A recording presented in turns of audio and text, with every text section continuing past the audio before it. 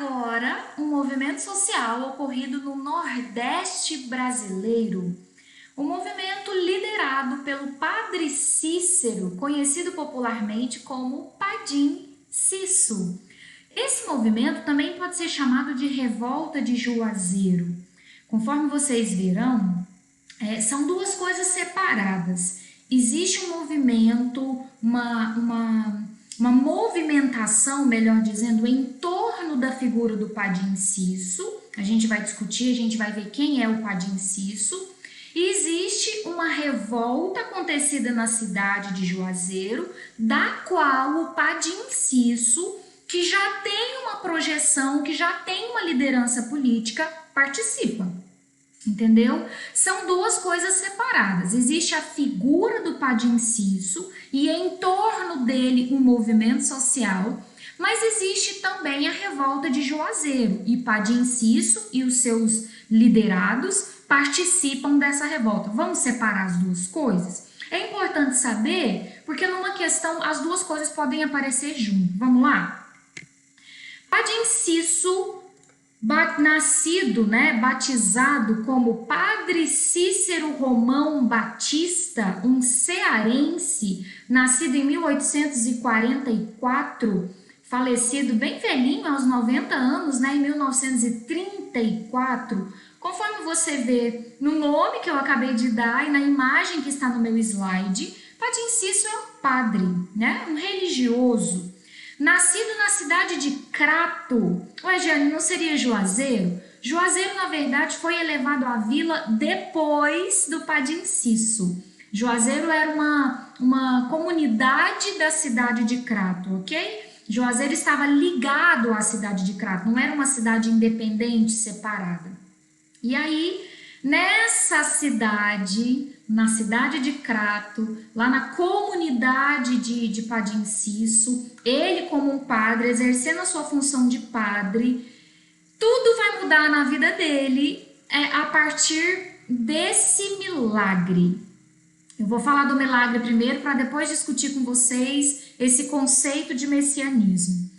Estaria o Padim Cisso celebrando uma missa e no momento em que ele foi oferecer uma hóstia para uma fiel, uma mulher, essa hóstia, quando é colocada na boca dessa mulher, começa a sangrar.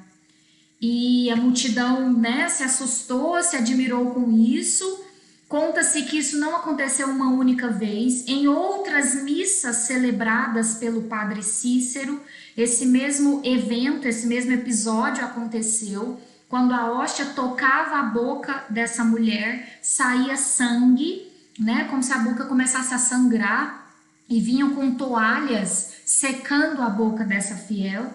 E isso passou a ser entendido pela multidão ali da localidade, pelos nordestinos ali dessa cidade no Ceará, como um milagre.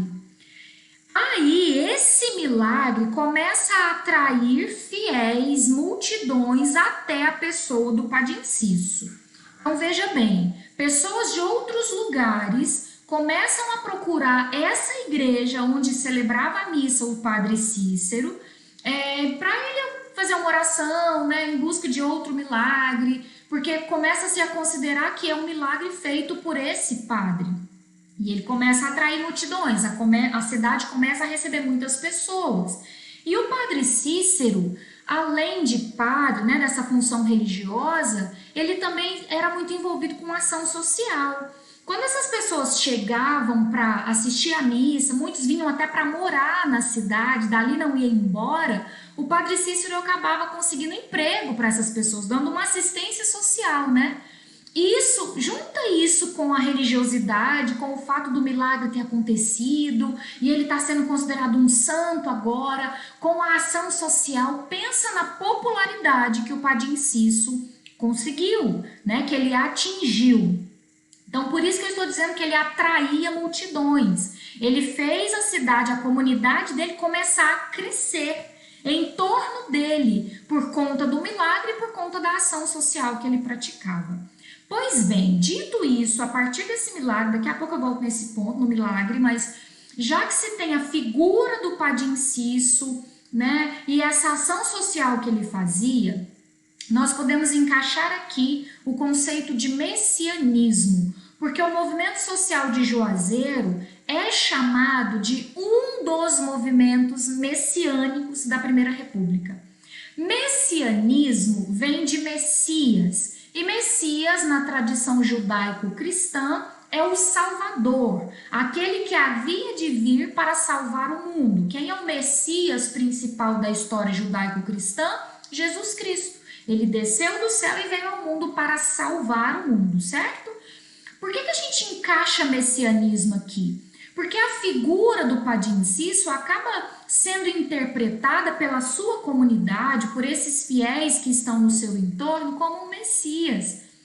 Esse povo que está procurando o Padre Cício em busca de um milagre, mas em busca talvez de melhores condições de vida, porque já chegou a notícia de que ele arruma emprego, de que ele dá um jeito, enfim, essas pessoas sofridas do Nordeste, para as quais a República não chegou, lembra da gente conversar disso? A República chegou prometendo progresso e ela não chegou com progresso para todo mundo. Então essas pessoas sofridas, desamparadas pela República, começam a ver no Padre Cício um socorro, um salvador.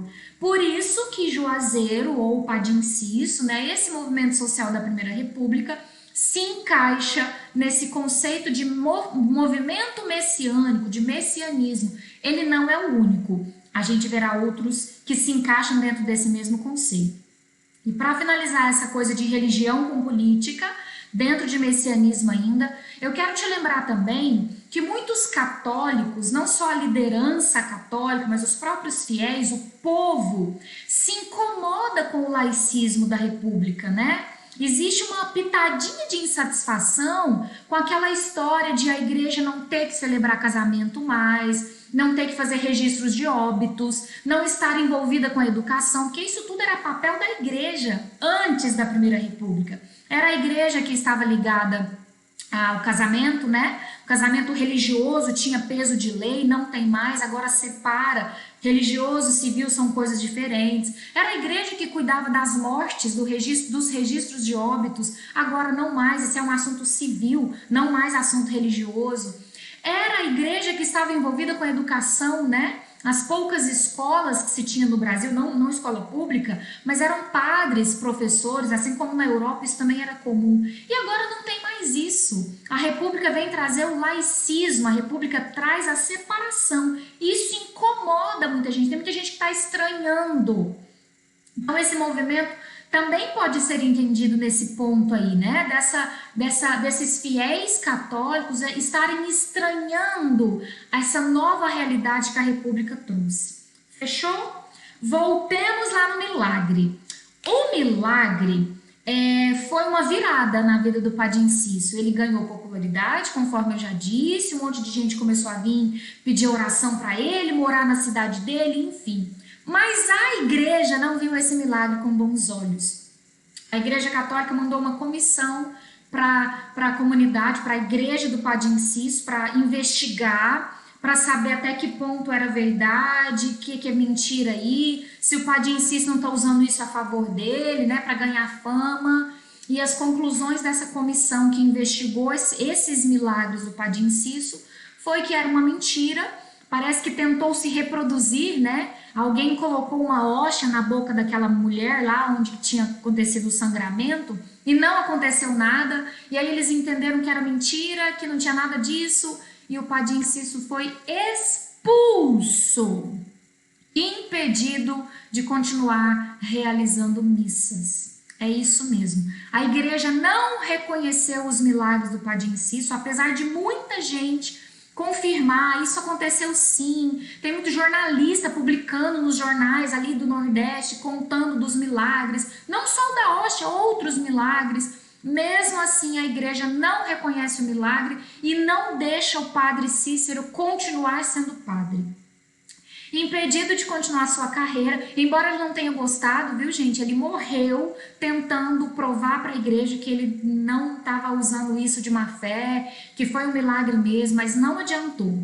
A igreja impediu ele de continuar a carreira religiosa, então ele vai para a carreira política.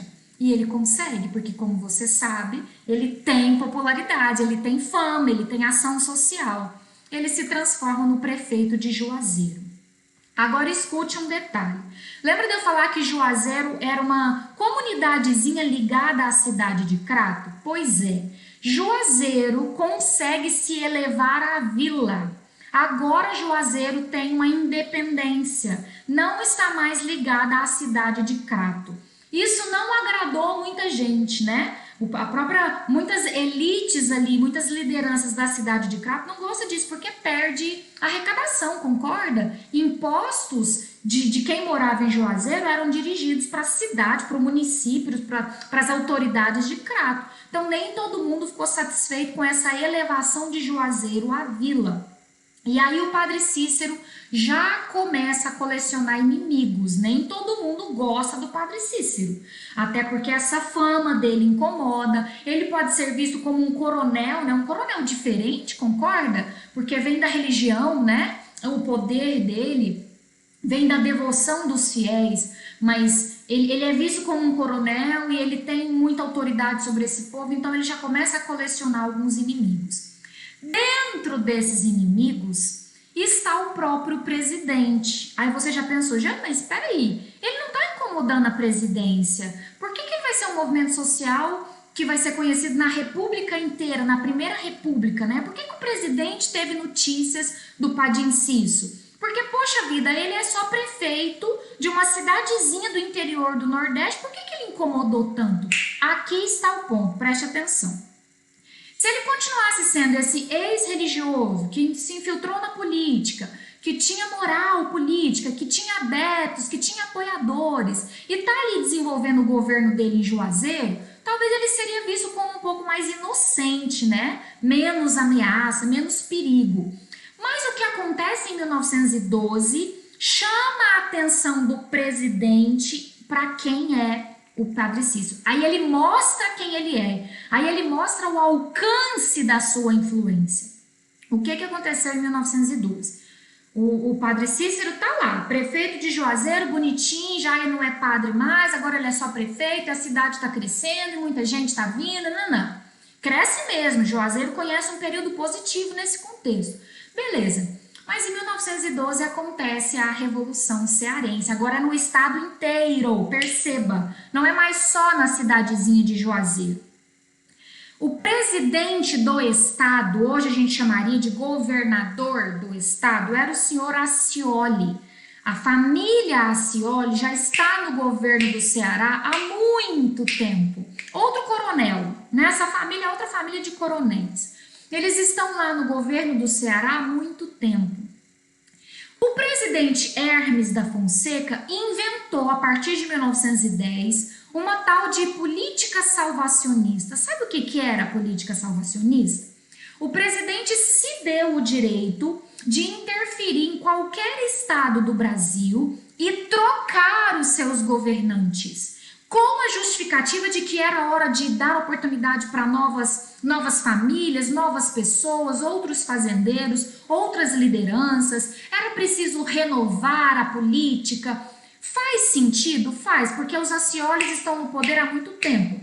Então o Hermes da Fonseca está dizendo, olha, eu estou querendo acabar com esse coronelismo e renovar a política de onde tiver essas famílias que estão no poder há muito tempo.